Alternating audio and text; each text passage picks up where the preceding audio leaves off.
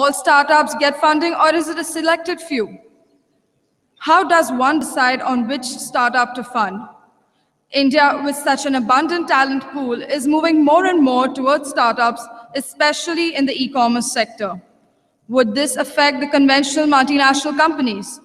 These are some of the things which our eminent panel would be discussing on, facilitated by Jervis Pereira, our moderator on this discussion.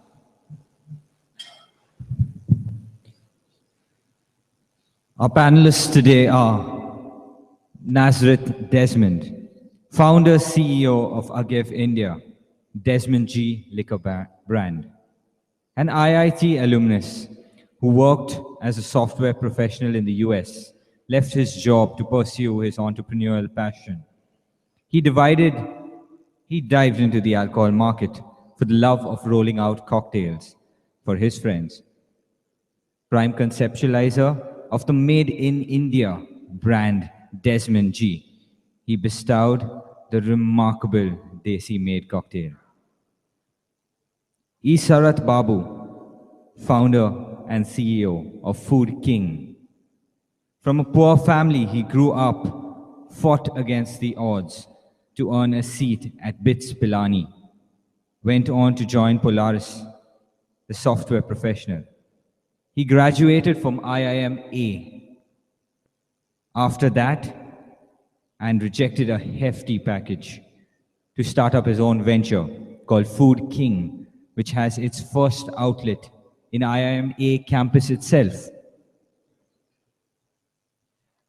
Shishir Garamela, founder CEO of Sunwest Energy Private Limited. He is a London School of Economics graduate, joined Barclays as an investment banker, came back to India, joined L&T Infrastructure as a financial advisor. Very recently, he started his own venture called Sunwest Energy Private Limited. And finally, ladies and gentlemen, we have Jervis Pereira, moderator for the discussion. He's the director of Goa IT Innovation Center. He possesses considerable experience in different areas of business. After working at Aspire Corporate Solutions and as the Assistant Director of Goa Chamber of Commerce and Industry, he is currently the Director at Goa IT Innovation Center, GITIC. He is also a certified trainer and a green belt in Six Sigma. Ladies and gentlemen, I give you our panelists. A round of applause, please. I would like to welcome all panelists on stage.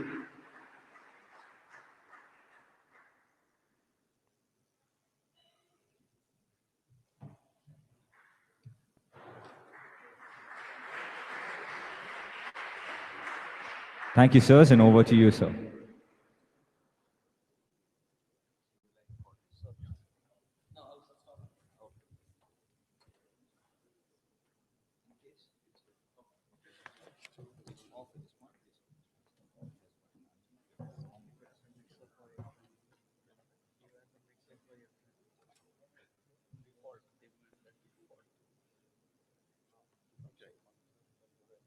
So much for a formal occasion.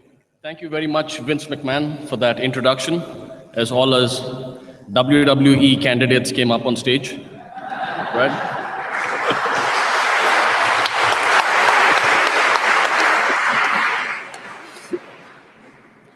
Okay. So this is a little about how it's going to work. Ladies and gentlemen, it's an absolute honor to be here at JIMS, one of the most prestigious institutes in the country.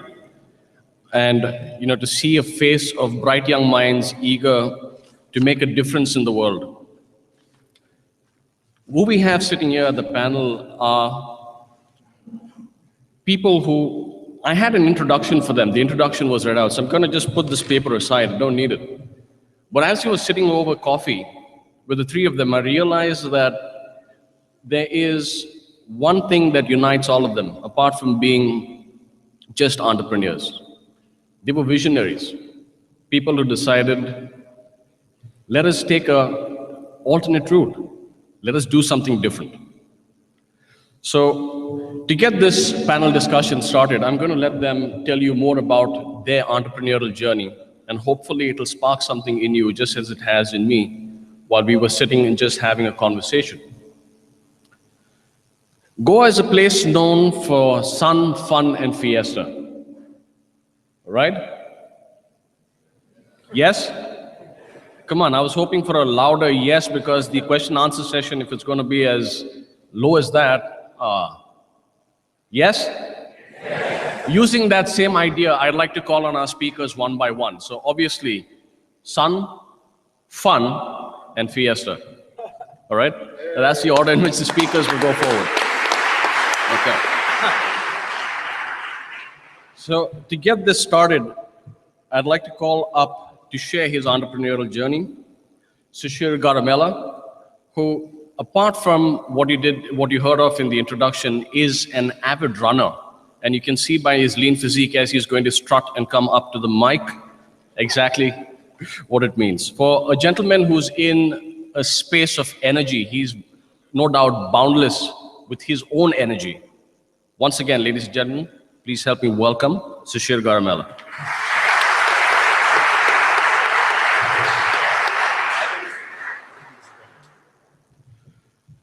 Good afternoon, everyone. Thank God we have this podium so nobody can see anything here. And we continue with the runner physique, so-called. So I didn't prepare a pitch because, those investment banking days are coming back. I didn't prepare a speech given that I thought I'm going to take a very short time to discuss a little bit about what I've done in the past and what has started the real entrepreneurial journey only about 5 months back. And, I should have been here 15 years back because the spark in a person is generally very vibrant when they are young and when they're 15, 16, 17. And that's when, maybe even a little earlier, that's when educational system in India and other places catches up and makes you want to live for others rather than for yourself. It makes you want to do things for others rather than yourself. So I'm going to be quick in my sort of background, and I'm open to questions after that because we're going to have a discussion post that. And I have a late flight, so I'm available after that as well. So my background is I interestingly had a nomadic life. I'm originally from the south, born in the east of India, lived up all my life in north of India, and now currently living in the west. So I was in Delhi and Roorkee for the first 17 years. And like some of you here, I also wrote the IIT exam. And like some of us on the stage, I didn't make it. So it just happened to be that I was told that, you know what, if you want to become a grown man, you need to get out of the house. Now, if that is not IIT, then it is some other university, right? So I was shipped to Canada. I studied in an engineering college, which had a degree where, a program where 8 months in a year you study and 4 months you work. So at the end of your four years, when you're 21, you have a 16-month work experience and you have a little bit of money in your bank account. And you've really experienced what it is to work and study together. So that's really where it was. I went to a small school called University of Windsor, which is in the southernmost part of Canada, actually across this river from Detroit. Worked in General Motors and then a subsidiary of Ford. I graduated and my friends, my best friends from India were all at Wharton. So I thought, guess what? Maybe if I go to Wharton and maybe if I go to New York and maybe if I become an investment banker, it'll make me happy, right?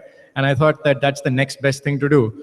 And when I used to speak to these people, they used to tell me, you are really making cars. When you go to work every day and you come out, you actually made 525 cars. We don't have that satisfaction because we're working with Excel sheets and we're working with PowerPoint presentations and spotting, mistakes, spelling mistakes and changing colors on a presentation.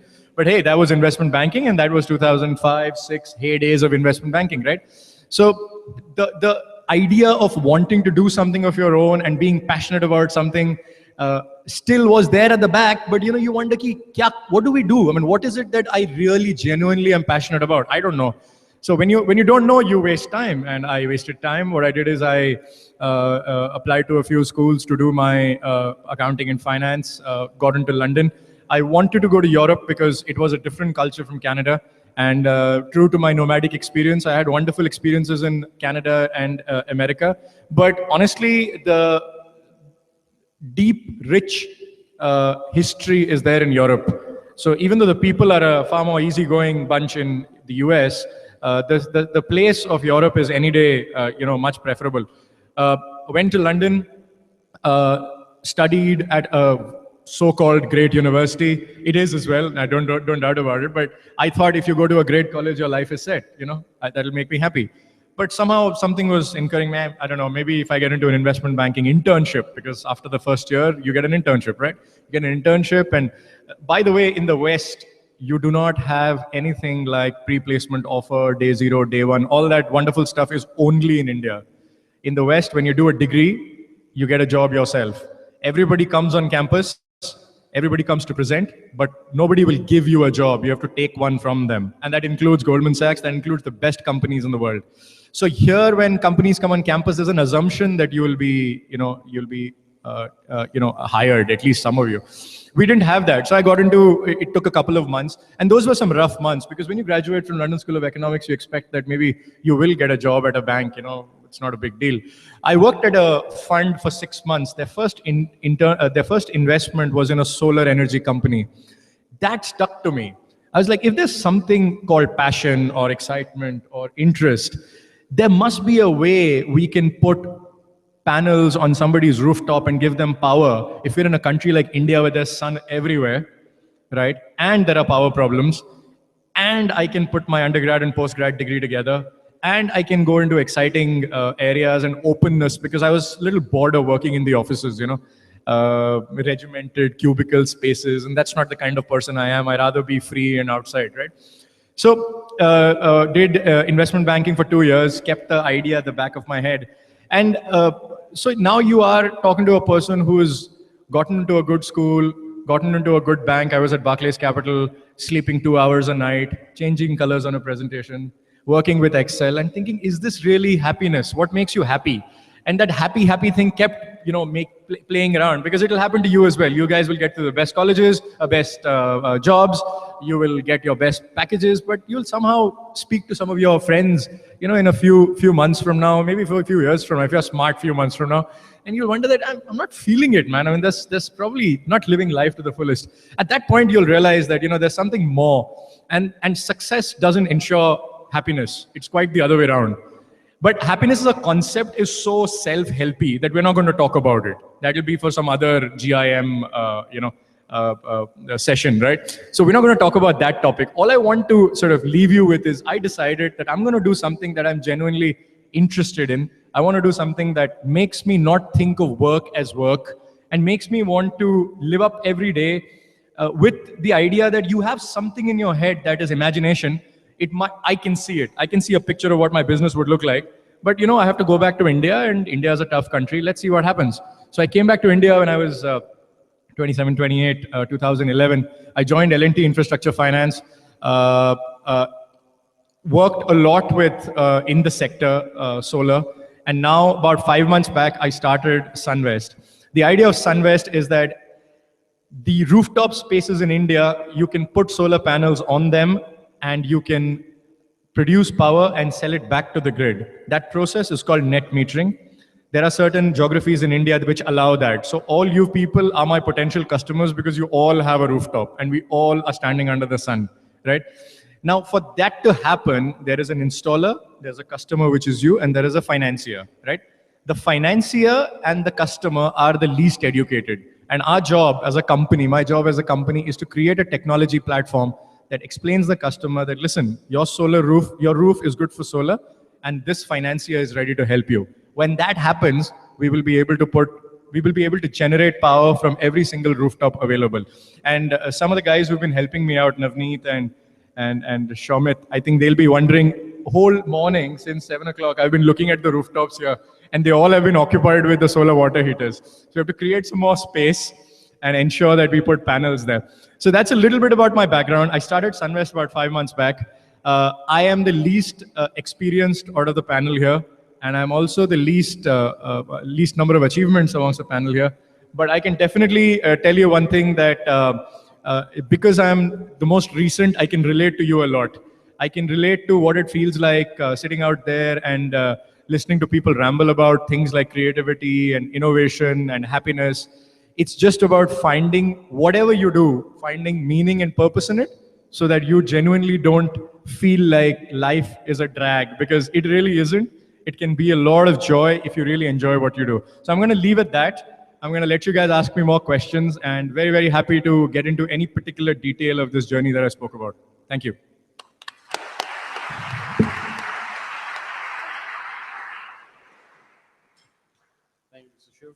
Thank you, Sashir, for putting that in perspective. And I think the connect with the audience, certainly from the background that you've come from and as a starting startup, is something that they would take away.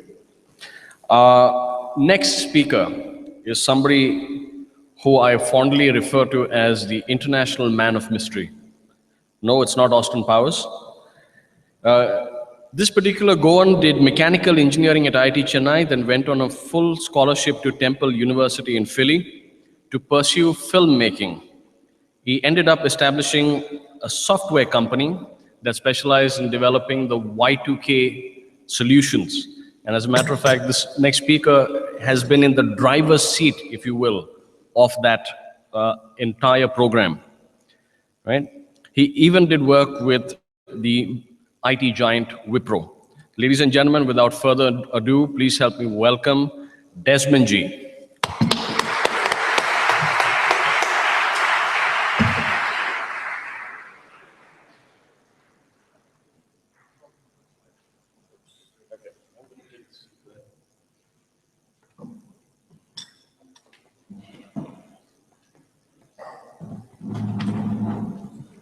Good afternoon. Tell me if you can hear me clearly. I was having some trouble with the previous speakers. There was some distortion. Is it clear across? Okay. So my talk will be a little off the topic of startups, but I think, again, to relate to you, I'm much older than all these young guys here, and even older than all of you. So I want to throw up the first slide, which will help you relate to me and me relate to you. So how do you turn from a nerd like that, into this wild, pollywog-looking creature? I mean, those were my IIT days on the left. That's how I looked, and that's probably, how I feel still. And the second snap is from my days in the US. I went there in 1981 to study filmmaking right out of IIT, and had a great time learning about film and TV and so on. And then I inadvertently fell into software in the heydays of the early days of microcomputing, when it was just lining up in the early 80s. And I started a software company and created IP, which eventually landed up helping solve the Y2K problem. I did that in conjunction with Wipro in India, and retired from the US to come back to India in the year 2000 to start up 5 projects. I had 5 crazy ideas that I wanted to instantiate in India. So I came here. These ideas were in filmmaking and in public health, in public education, and then there was one project that fell through the cracks, and I quite coincidentally discovered another one, which ended up becoming Agave India. So that's the past 16 years that I've spent in India now. The first 4 years I spent in in Bombay, and then moved to Goa, and I've been here for 12 years. So let's move to the next slide. My whole life journey can be, as depicted in the previous slide, can be said from high tech to high spirits, following the high road. Because I have a certain kind of approach to doing business and to working on projects that's ethically and socially conscious. But among the values that I have, I don't know if you can see it clearly.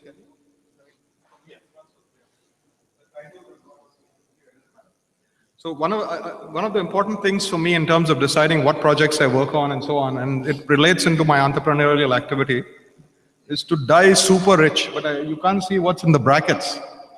What's in the brackets is with a zillion experiences. It's more experiential richness than monetary richness that matters to me. To die with a smile, because I've had such a great time on this planet, doing all the things I wanted to do. To be remembered with a smile by people that I encountered, who remember me fondly for the crazy clothes that I wear, or the hair that I have, or maybe the talk that I do. and then to travel to as many countries and experience all the riches that the world has to offer. These were goals that I set that actually drove the projects, drove me into projects and drove the projects that I'm doing. So I'm going through this. And I have my old nerdy side, which is amazed by the amazing scientific and technological developments that the world is going through. And I want to keep on the cutting edge of that and somehow interact with people through the course of my life. And finally, to determine certain things that really matter.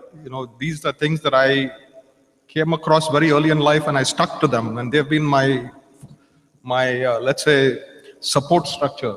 The idea of being simple, the idea of living frugally, the idea of being very flexible mentally, taking a humanistic approach to life and treating people with compassion and doing business and working on things with a win-win scenario. Next, please. So my major life transitions, that's what the title of that slide is. So it's missing all the titles and all the colorful stuff. Pure sciences and engineering through film and TV studies, both theory and production, through software development and software services in conjunction with Wipro, which I partnered with. And then now into specialty alcohols, innovating in alcohols, trying to challenge the Indian alcohol industry, being a out of left field kind of player, doing something in public health with mosquito management, working with some international teams on trying to eliminate the mosquito scourge from the planet, using a completely different approach. And finally, something for children, the future actually, empowerment of children at the bottom of the pyramid through a process of teaching them certain skills via storytelling, but peer-to-peer, and using the infrastructure that exists now for MOOCs and other things like that. Among the other, I certainly started in India. I grew up in India and lived all over India and studied all over India and more schools than I can remember. Then went to the US, came back to India, and now my future takes me to the developing countries around the world. And that's the kind of trajectory I'm quite happy to live and die with. So student, employee, in between I took a great opportunity and became a backpacker and globe-trotted for a year. Literally spent 13 months on the road. It was a source of a lot of ideas and a lot of energy, and I did it at an early age, so that the moment I got a break, I took it. Then I became a consultant, an entrepreneur in software, and now in several other fields. And at some stage, I'm looking forward to being a retired entrepreneur, whatever that means. Next, please. So this thing about coming up with ideas, people keep asking me, how come you keep on having ideas? I have more ideas than I know what to do with, actually. And I often give people ideas and say, here, if you really show some interest and passion for this idea, I'll invest in you. So I have enough ideas to keep me going for this life and for the next 3 lives at least, I think. I'm only planning to live 4 lives.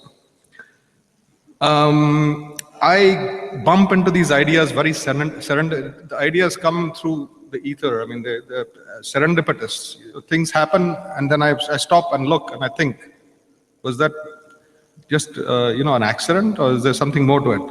Then I start, if it intrigues me, I start getting passionate and I start researching it. It has to satisfy some personal needs of mine. Either say alcohol, yeah, I love alcohol, but I like to have good alcohol and so on. So it has to, software, I had a need to solve a certain problem and I solved it. Then I created tools using that solution and so on and so forth. It has to have a personal connection for me. None of my ideas are very fancy. You don't need rocket science to do any of the things that I've done. But all of them have some characteristics in common. They are out of left field typically. They are things that other people consider a little bit crazy. And often they are contrarian in terms of the market's heading this way, or this is what everybody is doing and you're doing something that way. How does that work? I like being a contrarian because that's where the challenges come from. And typically the projects that I do are very long horizon and they have at least one major significant barrier to entry, so that I do things that other people hate to do or don't like to do or feel that are too tough, taking too long, too much effort. Those are the things that I stick with. And the other very important thing which relates to things that you might do as entrepreneurs or working in the world is owning all my ideas. Like I'm the owner of last resort. When I say own, I don't mean materially and financially, though I do own some of it eventually. But owning it as the buck stops here. Any question about this project? I need to know an answer, at least a working answer. So that's a critical component of taking projects forward, because most people falter when they don't own their ideas in that sense. So the process that I use when I get an idea is to let it simmer in my mind for a few months, maybe sometimes some years, waiting when the idea is sometimes awaiting a certain technology, awaiting a certain development in the world, awaiting a certain move on my part, and so on. So it simmers for a while, and then if it, after some months or years, it still seems good, because I am my harshest critic, my own harshest critic. If it still looks good after a few months or a few years, then I'll take it forward. And I start doing R&D. Proof of concept is the next thing I want, a working prototype of some kind. And since my retirement from the US, I came back, I decided, seeds are for the birds, but seed funds are for me. So I'll keep my own seed fund, so I don't have to wait for investors to put in money in order for me to get going, to create a proof of concept, to create a screenplay, or whatever it is that I'm doing. Once I am able to show something, then I take on co-owners, partners who bring in money or bring in expertise that I feel I don't have. I start writing a business plan, because it's always good to have a script of some kind, even if you deviate from the script and improvise, because that's how life is. Because it requires you have a certain plan, you think, but there's a lot of fuzzy edges, and if you are not flexible to be able to move through that, you get stuck and you give up. And I stay with projects until they have legs of their own. In other words, even if I die tomorrow, none of the things that I've started will suffer. And I make sure that. I write people memos, keep paperwork saying, if I die, so people know what to do and carry on.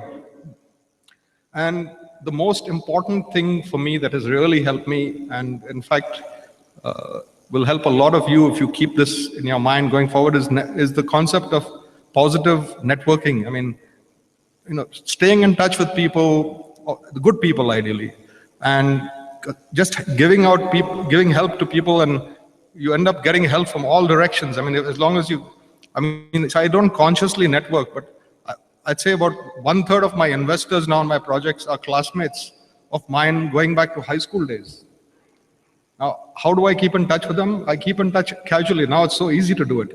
But networking in that sense, keeping the social networks, the good people, the positive people, the people who matter in your life, through your life, helps you immensely. And I cannot acknowledge enough the huge gains I've got. One of the people who I was networked to is sitting right here, Ronnie Arindam Dasgupta, who friends of mine in Bombay said, you have to meet him when you come to Goa. And he has in turn helped me with contacts and so on and so forth. And likewise, when I have ideas for him, I pass contacts to him. And it just happens that way. It's a very, very valuable thing. Next, please. So now one last thing is, before I talk about, in fact, I won't be saying much. I'll wait for a question and answer. Next slide. When I was setting up to do this project, I did have a vision. Now that vision has changed over time, but I'm sharing my original vision with you. I said at that time, and I wrote it down, I believe in setting up an Indian company in the specialty cocktail space that develops a new inclusive business model.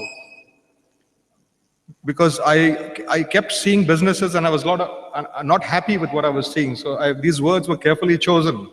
Inclusive meaning taking into account win-win scenarios for everybody. All those values I talked about, I was putting them into action. Which simultaneously is trend setting, because I love trying to break the mold. It's innovative, challenging of conventional wisdom, conventional assumptions, while maintaining, because we live in this world that's going fast down the tubes environmentally. So I was in the field, alcohol, dealing with a lot of pollution and corruption. So environmentally and socially conscious value set that is anti-corruption, anti-pollution, and eventually getting to the consumer with superior ingredients for globally famous cocktails, but made in India with a proudly made in India brand. That was my vision. And I think I've substantially achieved this through a period of 16 years from concept to where we are today, which is a profitable company. right? The next slide will give you a rough idea of this current project I'm on. I've been working on it since the year 2000. That's when it struck me as a concept.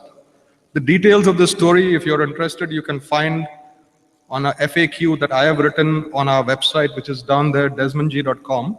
Look up the FAQ. And of course, in discussions here, we'll carry on. But essentially, I did the proof of concept stuff myself with my own seed funds.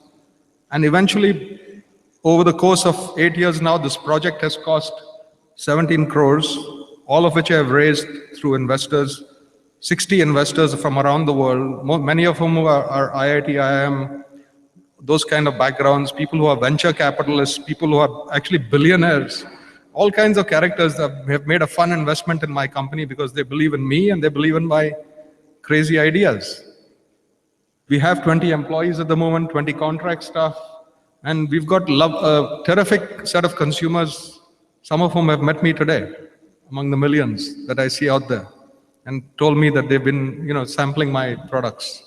So I'm going to just show you a short video now to give you a feel for what I've done. It's a 2 to 3 minute video. Watch it and enjoy. I hope you can see it on the screen. Clear the video.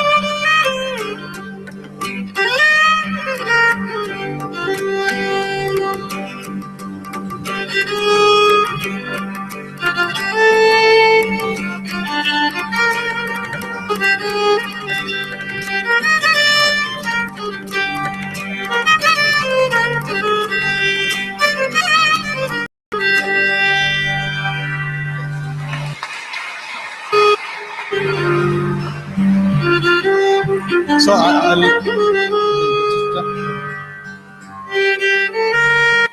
there was a chance for me to have a little bit of fun with what could have been a very boring presentation. So since I study filmmaking, I thought I'd put it to some use, not just make interesting booze.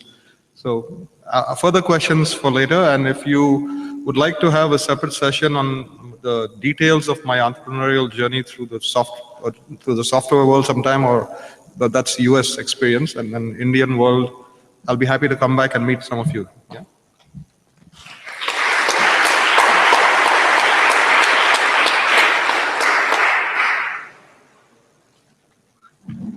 Thank you very much for that, Desmond, especially to brief us on how ideas can come from various places and that creativity build-up really can spark you on your next journey. Thank you for that.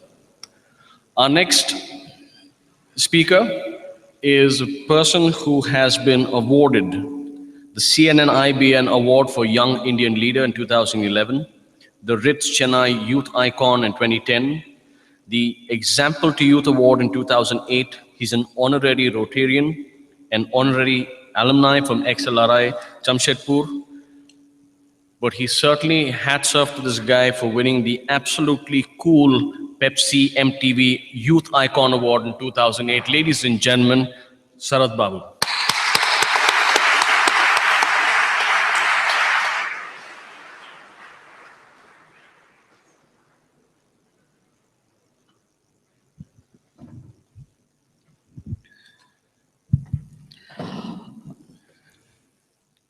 A very good afternoon to respected panelists, respected students, faculty. It's my pleasure to be here. And this is the first time I'm here in Goa Institute of Management. When I came, he asked, do you drink? Mr. Nazareth asked me, Desmonji. I said, once in a year. And he stared at me. So I understood, the way he's so much passionate about his business, and really liked the way he took his life and enjoyed the session. And also I could very well relate to Mr. Shishir also, because he worked in the iBank along with a few of my batchmates. So nice to know him too. And I worked in certain solar projects in Chennai. So I'll be interacting with him and we'll take it forward. And to come to my entrepreneurial history, I own a company called Food King, and we started it in Ahmedabad, inaugurated by ex-chairman of Infosys, Narayan Murthy sir. The whole idea of starting a company came to me when I was in my final year of engineering, when I was in my industrial training in Bihar.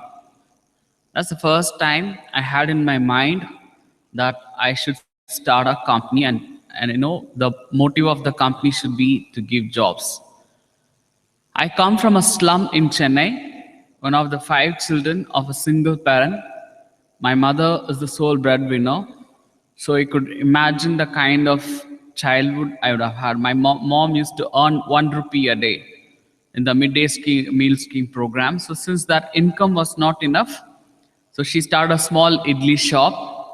And I used to go around the streets and sell those idlis and then come back, then go to a matriculation school, study. My starting point of doing, going around doing something is recognition. Everyone, whoever it is, everyone wants to have some kind of recognition, male or female. They could be from any country, any religion, any caste. Everyone wants recognition. Is there someone who don't want recognition? Anyone? Everyone. The level might vary. When I was in my, LKG, UKG, first standard, there was nothing to recognize from me. I used to wear one uniform for 3 years. So mostly the uniform will be torn. So I never wanted myself to be recognized in my class. But inside me, I wanted recognition. Mostly my mom will pack the previous day food. So when I take to the class, when I sit with 5 of our friends, I used to open it very slowly to make sure whether it is spoiled or not. If it is spoiled, I'll say, my friends, I'm not hungry, and I just go to my class and sit. I'll be the only guy to sit, and I'll curse myself. What is this? What is this situation like that? The first time I got my recognition is in my 2nd standard when I scored first mark in one of the subject. The moment I scored it, everybody pointed their fingers and said, Sharath is the first mark in this particular subject. And that's the first time I felt I am being recognized in my class. That became a learning for me, that for food and cloth, you need money, but for the studies, you don't need money, nobody's input, you don't have to depend on anyone. So I started studying well. I scored first mark in all the subjects. I became the first rank holder.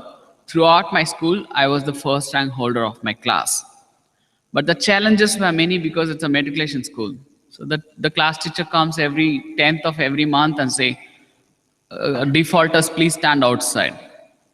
So I used to be a regular defaulter, and I used to stand each and every month outside for a week or 10 days, so that the correspondent comes and gives permission. But something said me, if you keep on not listening to the class for these 10 days, the only repetition will go away. So then I asked, is it necessary to sit inside the class to score the first rank? The answer came no. If you sit inside and score, it's good. If you stand outside and score, it's great. God is giving you a chance to be great. Prove it. So I scored much better marks than 4th, 5th, 7th. My life changed when I happened to see my mother drink water at the end of the day. When I used to be young, I used to think that my mother's drinking water just because she's fond of water. But in my 7th, I was a little bit matured. I understood that she's drinking just because there is no food. And that changed the perspective of life. I considered my mother to be the greatest human being, and I consider my mother to be the God. I said, what am I going to do for her? That became my next shuttle to study much more. Then I finished my 10th, 12th. I scored good marks. I applied for BITS. Till 10, there was no electricity at home, but I took it very positively. For people who have electricity, they could see everything in their room, but for me, with a kerosene lamp, I could see only my book. So I took, God is giving you this kind of opportunity, why not use it and compete? So that's the first entrepreneurial venture of mine was after my 10th. I did bookbinding for my own schoolmates. I earned money for my 11th and 12th. I charged less. When the regular bookbinder was charging 12 rupees a book, I charged 10 rupees a book. I went to my master and said, any parents come to you, kindly refer me. I can do bookbinding for them. But I earned more profits than them. Any idea how? You're all management graduates, right?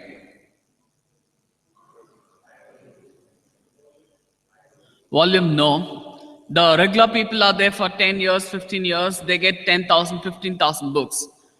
I got only 1,500 books.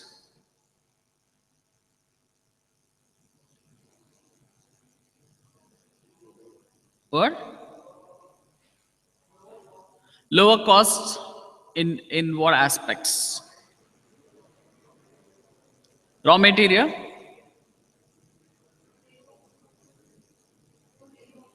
Low labor costs. Yes, I don't pay myself, but still, if you consider now, it's opportunity cost, right?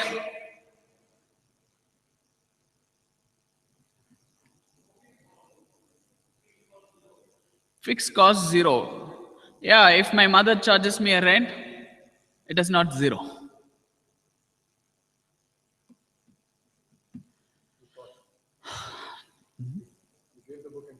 No.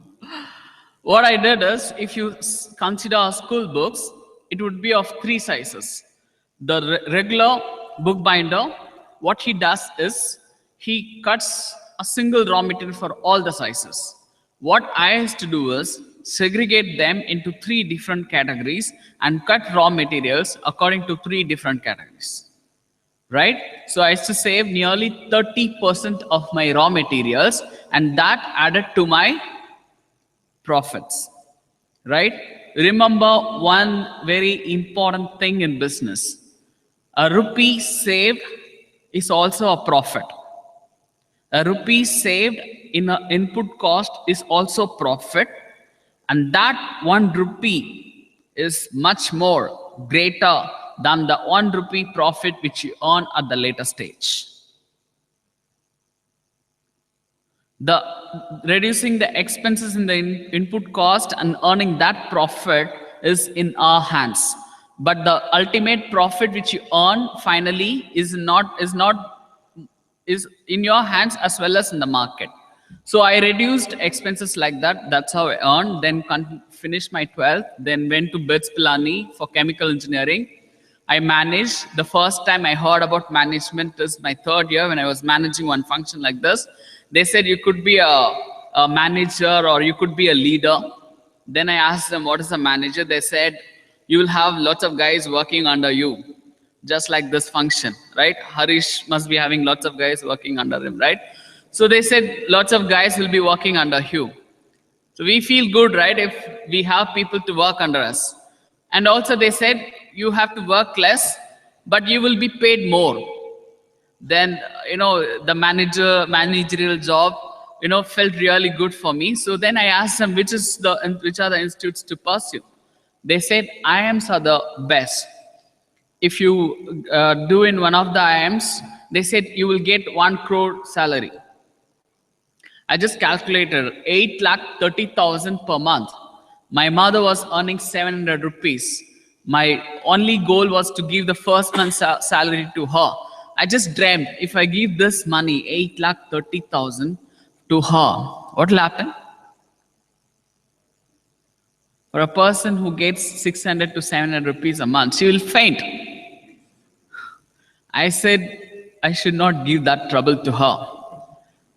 What I should do is give her 5,000 or 10,000, but still I will have 8,25,000 in my account.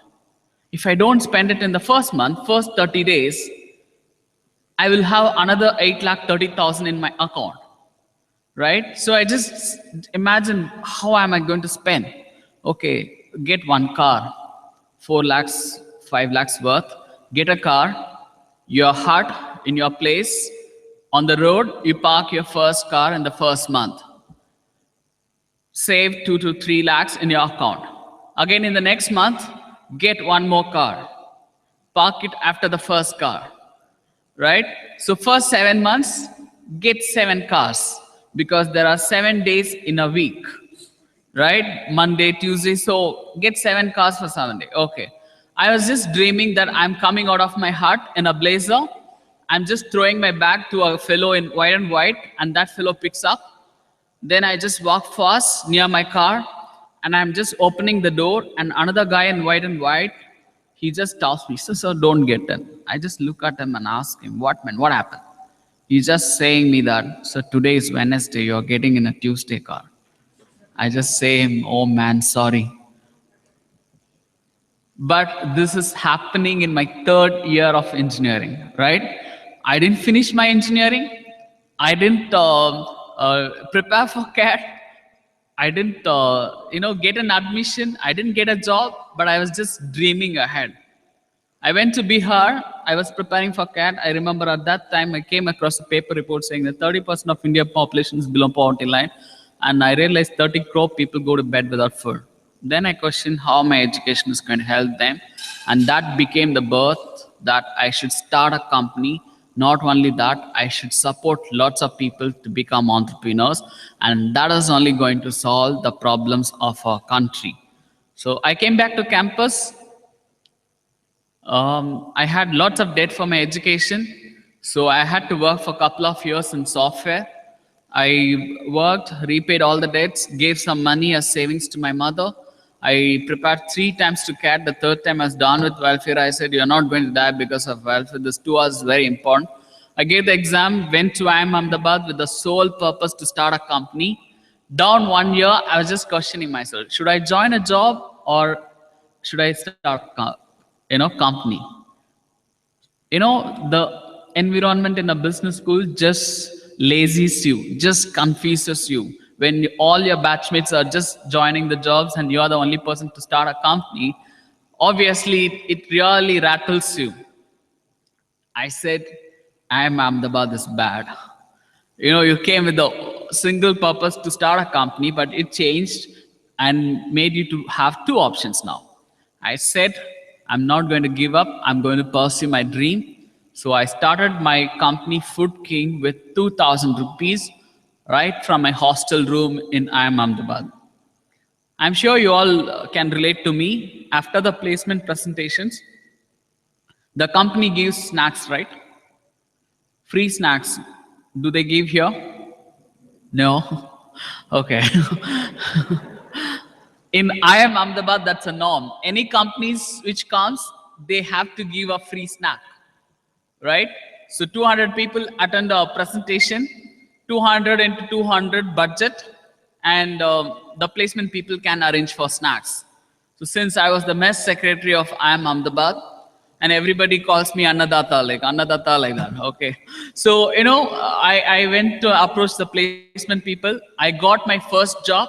Then I said, a backup is ready. Let me start exploring my entrepreneur dream.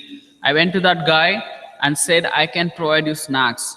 I was just inside the hostel, but still what I did, I went to McDonald's, got 200 burgers, 140 non-veg, 60 veg.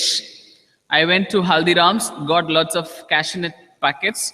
I went to Coke, got Coke bottles. Then I bought Cadbury's chocolate. So I got paper plates and tissue paper. The moment the people come out, 200 plates outside, each burger and each plate, and Coke bottle for each plate. Then I tear the Haldiram packet and get the cashew nuts and put in each and every packet. So I give it as a combo. I charge 200 rupees, earn like 100 rupees per person or 80 rupees per person. 80 rupees per person into 200, how much? 16,000 per project, right? So if I do 1,000 like this, how much? 80,000 rupees just in 10 days, working 2 hours, right from the campus. If I work 8 hours, 3,20,000. For 30 days, 9,60,000.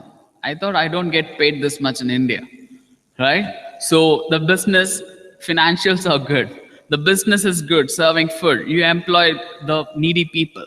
So that's how the people asked me for a bill. I didn't have my company name. I was just looking for names. Okay, there are like Burger King, there are Dosa King. Why to be king of one particular food, right? You have just one life. Be king of food, food king. So that's how I kept the name Food King. And then I started. Once the campus is over, all my batchmates went, but I had to start the business very seriously. I went to nearly 50 HRs and admins. Nobody was ready to give a project. The first project was in a software company where they told me that we have 100 employees, but we can only offer you supplying tea and coffee. A business graduate who can earn in thousands and lakhs is starting with just supplying 100 tea and coffee, right? So I said, ego, you go. I will start as small as possible, but I'll reach the top. The moment the next company called me and asked me, do you have an experience? I said, yes. Where do you have? I said, software company. So they all linked it up with Infosys and Wipro and TCS. So then they asked, what do you supply? I said, snacks. I didn't say tea and coffee. So, where do you supply? I said cafeteria, not canteen. Both are same, but just the packaging is different, right? So that's how I got my second project, third project. Down 6 months, I could not make enough money to repay all the debts which I got, but I was operationally managing. So I thought I need a very bigger project. So I came to Mumbai with just 200 rupees. I didn't have much money. So, I missed the train. I missed my train. I went to the platform and, I had to take a train in the morning, which was costing me 350 rupees. I said, you don't have money. You cannot stay outside. You cannot eat. You just have 200 rupees. You cannot call someone and ask money. You should not do that. I felt so bad. So I should not ask. So what I did, I got refund of 200 rupees in the missed ticket. So 200 plus 200, 350 rupees. I took a ticket. I slept on the platform of Mumbai railway station after starting 8 months of my business. I asked a question, do you want to continue or give up? 6 months back, had you take a decision to join a company, this would not be the situation. I said, you should not give up. If you give up, you are saying you are a failure. Remember one very basic thing. In business, there are only 2 levels of failure. If you could find it you will be easily able to solve it. I think 80% projects are failing. Easily you can solve it. One, the business itself could be a failure. Two, the person running the business could be a failure. Food business can't be a failure. So if I say my business is a failure, I'm saying I'm a fail guy, right? So even Desmanji business, there are lots of people to drink. So it can't be a failure. The sun, solar systems, it can't be a failure. So these are all businesses which are good. If overall, if we say our business is a failure, we are saying we didn't run it well. So that's how I said I can't give up. I continued with it. I got a project, bigger project, where per day turnover was around 80,000 and my single day profit was around 30,000 rupees. So then once there, after that, life changed. I started my own foundation called Hunger Free Foundation. I declared one day as Hunger Free Day. I contested elections in Chennai. I came third. I got around 8% votes because I wanted to change politics too. I was the third largest in Chennai, much before Arvind Kejriwal, much before Modi. I did the social campaigning first in the country and things like that. My dream is to see a hunger-free India. That's why I keep on working, developing entrepreneurs, mentoring them, guiding them, and things like that. Entrepreneurship is like a Japanese bamboo tree. It grows 6 inches in the 6 years, 90 foot in the next 6 months. So start, even though initially it is tough, but later on you will really enjoy the fruits of it. Thank you so much. And during the presentation, we'll have questions. Thank you.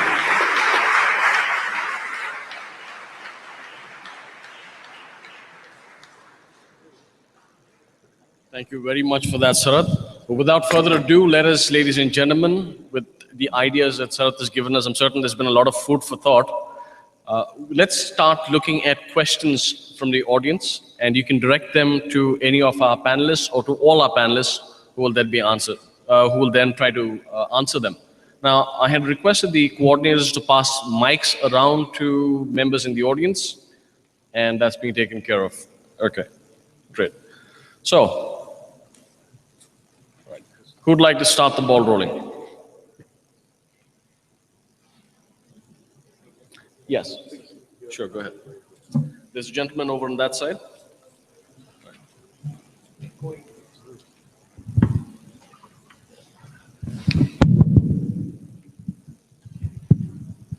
Over there.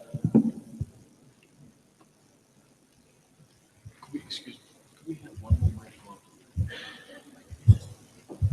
microphone? So basically, I have two questions. The first one is, it's for everyone. So the first one is, what if a startup doesn't want to have investors in its initial phase? And the second question is that when a startup is growing, that because we know that hundreds of startups come daily and only some get to the growing phase. What are the mistakes that the growing startups can commit so that they fail in future? So these are my questions. So how do you foolproof a startup, and what if you don't want investors anyway? We don't want an investor in your business.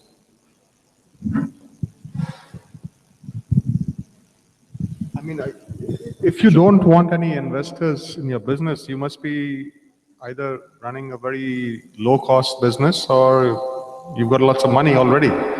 No? I mean, I think most of us would be in the position where we need investors. I, for example, set up a seed fund for myself, so I didn't have to wait for investors to get my idea tested out, to get proofs of concept, to get a screenplay out, to get a few different liquors and spirits out, depending on my project.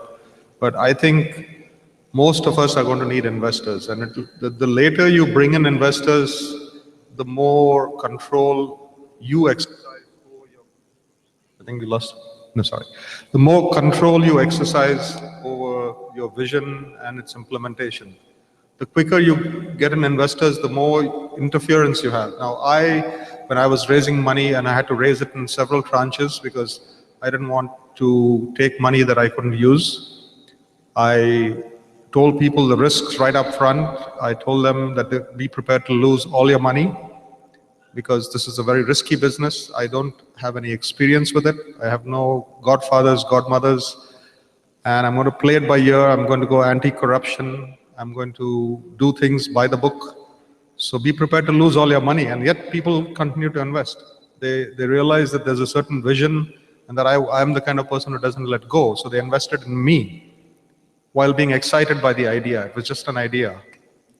I would suggest most people would be in that position. I think one of the reasons you're probably asking this question is because there's a lot of focus in today's pink sheets, the newspapers, on fundraising, right? And I think that's the wrong way to look at things.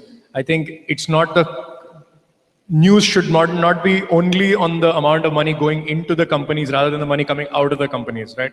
So either you generate a lot of cash in your business, right? And you will understand the difference between cash and profit, right? You will understand that by the end of the 2 years here. If you're in a food business, for example, you generate a lot of cash. I don't think you would need a lot of investors because the flow of business itself is so much that you generate cash.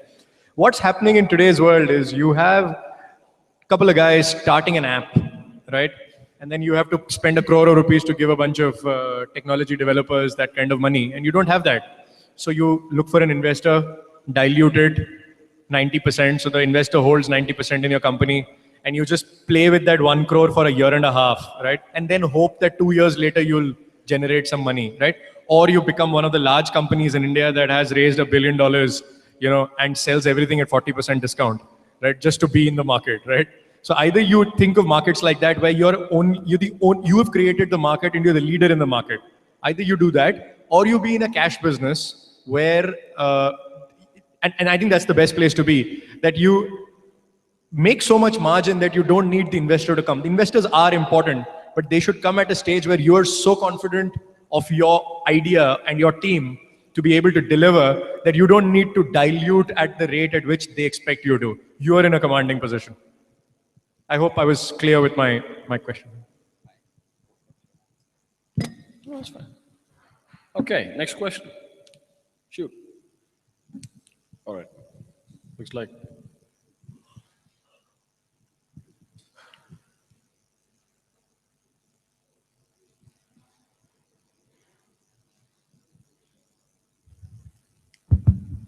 Hello. Sir, if I talk about capital expenditure and operating expenditure of any startup, and if we saw the data of last 10 to 15 years when all the technological development happened, so how come a startup with a less capital expenditure than its operating expenditure runs so well? Okay. What was the point that you were trying to make? How can they start with? How come a startup with less capital expenditure than its operating expenditure runs so well in last 10 to 15 years? If I talk about last 10 to 15 years. The reason for that is the companies that you've seen grow are IT companies, right? Right? IT companies don't need much capex. They need a bunch of computers and software if you buy it legally, right? And so actual capex is nothing. If you and me start a company today, right, and we are in here with 2 laptops and AutoCAD and some softwares, we don't need capex. What we need is your and my salaries. We need the rent of this room. We need to be able to. So I think the differentiation there that you're talking about capex versus opex is because primarily the businesses that have been getting funded or being in the news are asset-light businesses that are internet-focused, right? Because they're internet-focused, the scalability is so much. Ask him the same question. He'll say there's a lot of capex that's gone into your business because you have to set up a factory to produce alcohol. Of the first 12 crores that I raised, about 10 went into capex. We own everything. But the reason was that we realized that we didn't want to be beholden to anybody for quality of the field to bottle concept that we took. But yeah, 80%, 90% went into capex. It's only recently that I raised funds for marketing.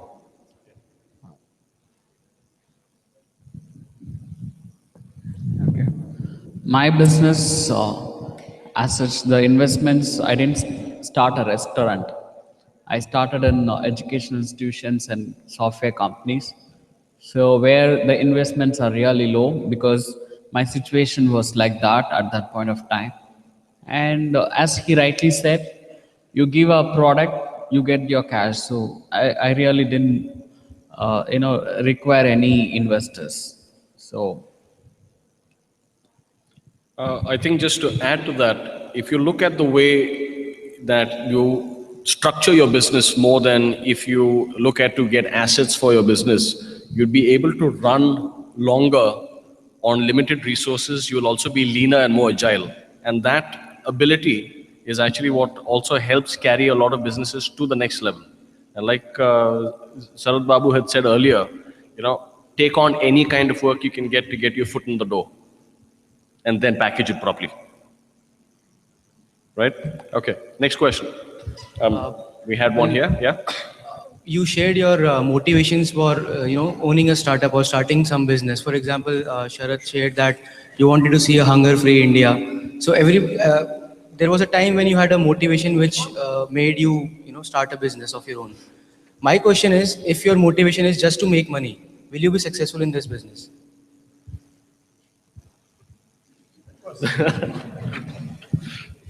It's a moral dilemma. Of course.